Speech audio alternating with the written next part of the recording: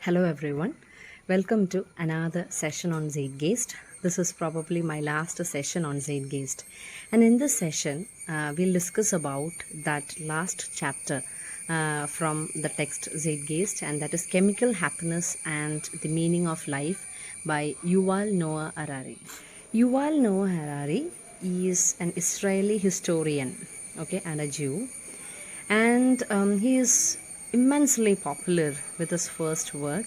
The title of his work, I think you all might be familiar with that particular work. The title of the work is Homo Sapiens, A Brief History of Humankind.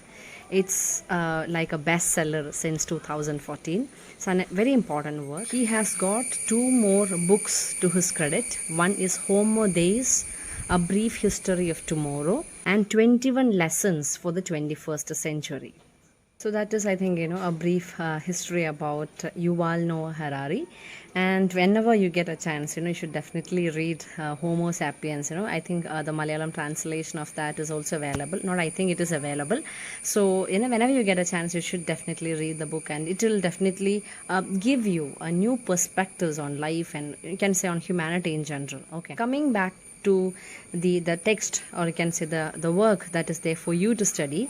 You can say that from Homo Sapiens, that from that book Homo Sapiens, there is a kind of the writer is investigating on the relationship between history and biology. Okay, so a continuation of that. He is trying to explain certain things that are happening in our lives. Okay, he's relating that to certain biological changes that is happening within us. So there is a kind of a relationship that he's trying to establish, and an extension of that you can see in this particular chapter also. But why exactly a chapter like this is placed in your syllabus? In the module 4 of Zeitgeist, you have 4 chapters to study. The first one is Refugee Blues, where the writer W.H. Auden discusses about the crisis, or you can say the crisis, or you can say the plight of the refugees. So we are getting introduced to the very concept called refugees in that section. And the second chapter is Nadine Gordimer's Amnesty. Okay, amnesty is basically about the official pardon that we give to the prisoners. So it is taking us, in that line, you can say, okay, to look at those people also as human beings. The third chapter is Sharan Kumar Limpale's The Outcast. Again, it's about another set of people whom we actually cast out from the mainstream, and here it is like the untouchables. Okay, so again, you can say the untouchables, or the concept called Judan. Judan, not like Jew, it's a Judan, means the leftover food. So again, you can see that it talks about the need to include all set of people into that mainstream, or you can say into that society that you are talking about, into that space that you are talking about. And then when we come to the last chapter of this particular module, and that is, as I've told you earlier, it's Yuval Noah Harari's The Chemical Happiness and the Meaning of Life. What is the relevance of this particular chapter in this section? That's the question that we have to understand. So if you are in a position to understand this, I think it's half done. You will be in a position to understand more or less about what exactly the idea that he is trying to convey through this particular chapter. Okay, so again, it's about another set of people, okay, whom we cast out from the mainstream, maybe because of their psychological kind of responses to various various things that are there around us. You can say that those people whom we call as not normal, okay, or you can say those people who are abnormal, maybe because of their anger, maybe because of their past experiences, maybe because of their the trauma that they have underwent in the past, for many reasons like this, they are not behaving in the normal way. Okay, and he says the writer says that this is just about what? This is just about the action of certain chemicals in our body. And what is the point in taking them to some mental asylums, or likewise places? What is the point in taking them like that way? They also have the right to live.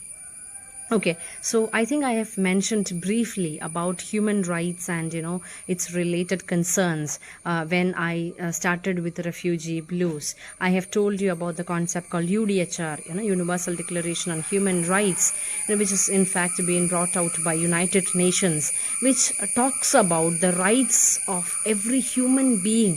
A person who is born as a human being in this world, they have a set of rights. Okay, and UDHR in fact talks about 30 rights, and one of which is right to live. Okay, so no matter what is your take on that particular person, okay, you feel like that particular person is not normal or mad, or any other way you put it, you have no right to take in charge or take control of their right to live. Okay, so that is the basic idea that he is trying. Yuval Noah Harari in this section talks about biochemical systems, okay, which has got a scale from 1 to 10. And some people have got a cheerful biochemical system, and others they don't have that. Okay, but the range of happiness actually moves between this 1 and 10. Okay, the person who is most gloomy might droop to somewhere around 2 or 3, and the cheerful person, the happiest person in the world, at times the person might scale up to 10. But there is something like air conditioning system, which we'll discuss later. Okay, they also come down, their that happiness level also come down with time or through time. That is what he's trying to tell us. So there is no need any person for that matter, there is no need to segregate, there is no need to marginalize, there is no need to cast away any person for that matter on the basis of how exactly they are responding to various situations that are around us. They might be angry, they might be sad, they might be gloomy, they are like so very negative, as we actually say these days. Okay, they are like depressed, very common word, another word. So he's trying to tell us about all these things in general. Okay, so again, this is like another aspect of what we call as human rights. Okay, biochemical systems that are at work, and it's beyond the control of the person. Okay, so this is in a way you can say the chapter is all about. So I'll quickly read out from the text, few things that you can definitely remember. As I've told you, you have to remember the title of the work and the name of the writer. That is, of course, it's there. Okay, his views on human rights, that it's a fiction coined by human consciousness and believed by everyone in a group during what he terms the cognitive revolution, differ radically from the generally accepted notion. The dollar, the human rights, and the United States of America exist in the shared imagination of billions, and no single individual can threaten their existence matter. So again, from this particular statement, you can see that he is in fact becoming highly controversial. How exactly you look at the so-called realities around us. Okay, it's just a construct. That is what he's trying to tell us. All these realities that you're talking about, it's his opinion, of course. It is a construct. The so-called fixities that we are talking about, in the name of religion, in the name of culture, in the name of your tradition, in the name of your family values, in fact, there is no point, in all these things. That is what he is indirectly trying to tell us. He is telling us that even United States of America, that's a myth.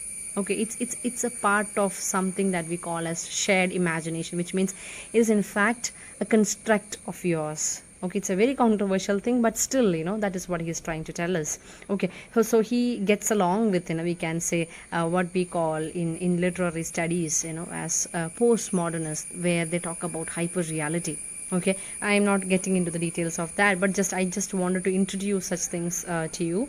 And the present extract is a discourse on the meaning of life. So point number 1, it's a discourse on the meaning of life, and Harari argues against the traditional spiritual perception That's point number 2. He argues against what? Against to the traditional spiritual perception that, and what is that perception? That happiness is the result of chemical processes taking place in the human brain.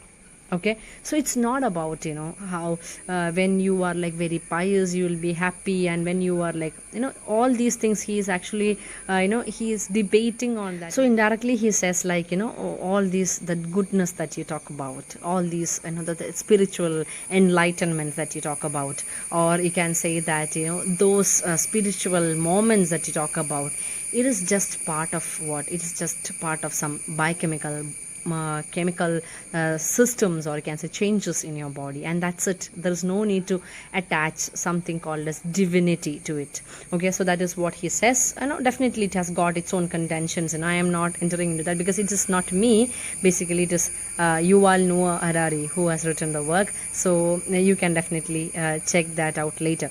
Okay, so that's it. And it's not something that is that natural thing that you, as you call it. Okay, when it comes to eco-criticism, we say that this natural itself, calling something as natural, that itself, or you can say God given, something like that, that itself is controversial, a statement, something, that is what he is trying to tell us. And if we actually look at things like this, you can say that you will become more accommodative. Okay, I mean you can accommodate more people into the mainstream. That is the indirect message you can in fact take from this extract. So that is all about the introduction that I wanted to share with you. And in the next session, I think I'll go for 2 sessions because this is a lengthy essay and I don't want my video to be a lengthy one. So in 2 or 3 sessions, I'll try to explain the text. So that's all for this introduction on chemical happiness and the meaning of life. Take care till we meet again. Stay blessed.